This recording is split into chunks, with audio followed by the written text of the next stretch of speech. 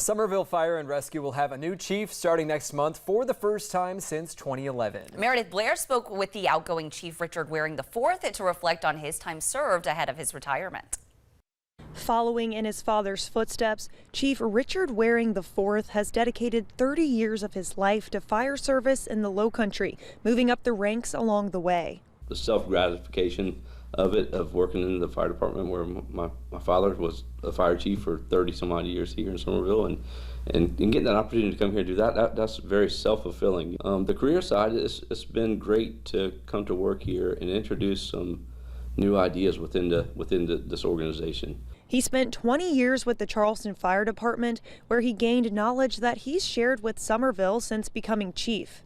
Going through the lows of the tragedy of Sofa Superstore in Charleston, those stories and the lessons learned from that, and all that I learned prior to being in that incident and after, I was able to bring a lot of those lessons up here and institute them into this organization, and I feel like we've really grown from it. Waring has grown his staff from 90 to 110 in the last 6 years, mainly to prepare for Summerville Fire Station 6, set to open at the end of next month.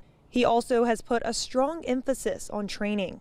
We don't respond to a fire every day, to a building fire every day in the town of Summerville, fortunately, but at the same time our firefighters have to be ready to respond to a building fire as if we do respond to one every day. So we focus a lot of training, so being able to grow that training staff to help make that happen, to keep our skills sharp, was another big aspect of the job. Waring says being a firefighter is the greatest job in the world, and it's given him so much throughout his adult life. I look back on 30 years and I look at the things that it's provided me personally, what I've grown personally, from discipline to teaching just work ethic and the value of teamwork and the importance of good, strong leadership. Those are just lessons that you pick up in this job along the way that you don't even realize you're taking in until you start looking back and reflecting on them. But yeah, it's been great.